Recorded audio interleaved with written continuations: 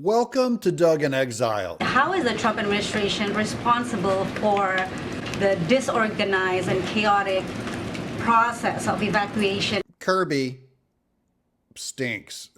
We caught him in a lie. I'll show you. It'll happen in just a minute. But Kirby flat out lies about the Afghanistan withdrawal. They're trying to pin it on Trump. It took time to get in there. Correct. Is there anything in the review that addresses the problem of who was in charge at that time? And that is partly the problem of the confusion.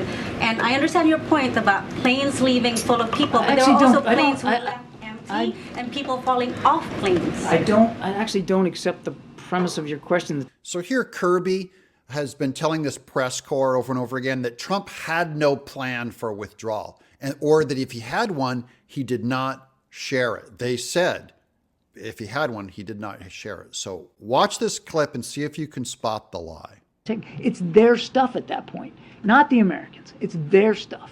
That stuff belonged to the Afghans. And so this argument is just ludicrous that we left millions of dollars of stuff in Afghanistan. We didn't. We turned it over, as the previous administration would have done too, because part of their thinking was they were going to have to turn this material over.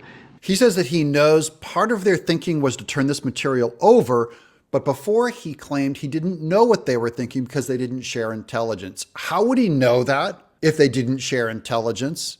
So he's either lying about Trump not sharing intelligence, or he's lying about saying that he knows that Trump would have done the same thing and leave what Kirby says is millions of dollars worth of hardware.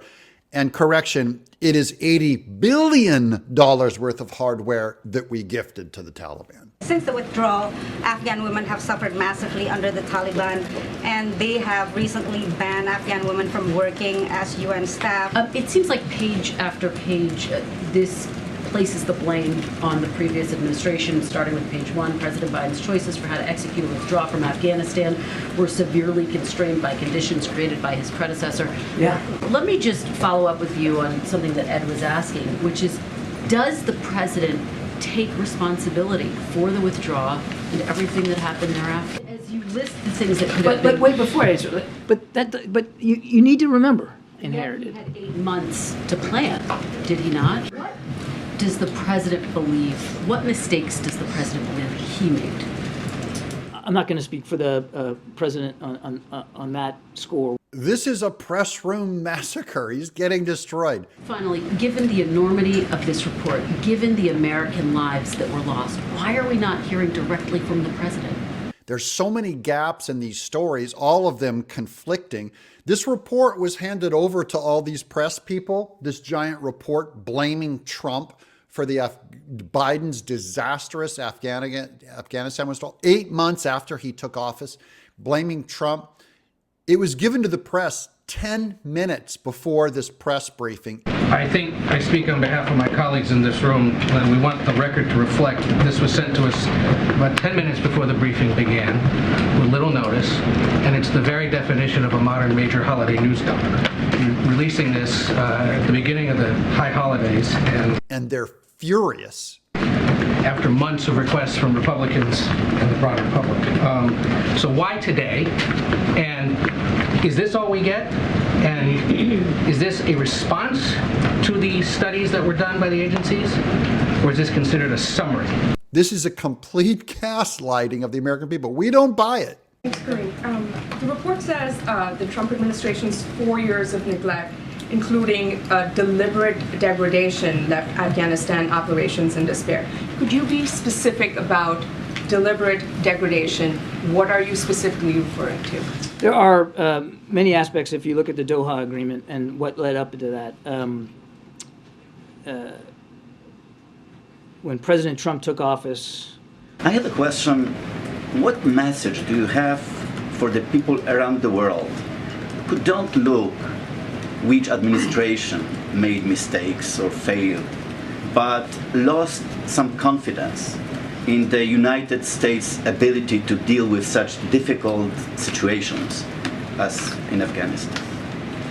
I would encourage them to look at what we have been able to achieve in the 2+ years of this administration. Oh yeah, you all feeling confident after this? What in the world does this guy think is happening on the ground? They think there's only one conclusion. They think you're stupid. This is a total brainwashing effort. And by the way, I think because they think we're stupid, I think they're stupid. On Afghanistan, this document says there was no such plans for a withdrawal in place when President Biden came into office. No plans were shared during the transition. Were there any attempts to speak with former Trump officials about whether there were plans? And I think we can safely agree that anytime the assets of the intelligence community are harnessed to an assessment of a life and death matter, and the community gets that wrong, and death ensues, that qualifies as an intelligence failure. First question here is whether, since you have acknowledged, essentially, without calling it as such, an intelligence failure in this case, do we know why the intelligence communities got it wrong? What was it? Cultural? Was it specific? Was it analytical? What was the problem with the intelligence community here? The intelligence community also conducted after-action reviews, and I'd let them speak to that. I'm not going to do that from here. Check, no comment. By the way, this is the journalist that the Obama administration wiretapped. This is a whole new set of values that they're marching in from the top down. This is just a whole new way of thinking. Second question. We in this room hear you saying, and the American people hear you saying, that President Biden inherited bad policies from President Trump. No.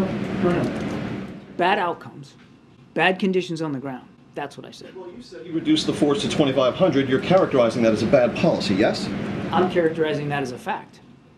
Okay. What we hear you saying, let me finish my question, please, and what the American people hear you saying is President Biden inherited flawed policies from his predecessor. President Biden was deprived of the requisite transition papers he should have received from his predecessor, and President Biden was deprived of accurate information from President Ghani about his intentions, and President Biden was deprived of accurate assessments from the intelligence community. The depiction of the commander-in-chief that you present, or this commander-in-chief, is of a figure almost helpless and shaped and buffeted by individuals and forces and entities that are beyond his control, when he had every option to increase the troop size there during his 8 months in office. He had every option to intensify attacks on the 5,000 Taliban fighters and so on. So I just don't understand why you're willing to depict your boss, the commander-in-chief, as so helpless in this instance. The president was anything but helpless. In blaming everything on Trump, he accidentally shows that Biden is not in control. He's not there. He's not strong. He can't do anything. That's what he accidentally presented to America in public. Your position is everything went about as well as it possibly could have. It's not my position, James. Run from that position, Kirby. Let's get some more passive aggression from Karine. All right, Peter. You got this Ireland trip next week. Oh boy.